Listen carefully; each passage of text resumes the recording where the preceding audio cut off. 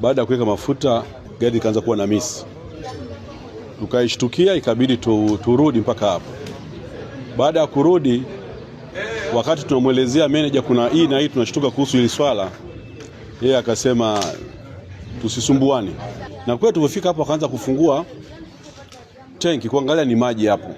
Sasa nimefika nikaweka kwenye pump, nafikiri ni hapa kwa ajili ya kuendelea na safari.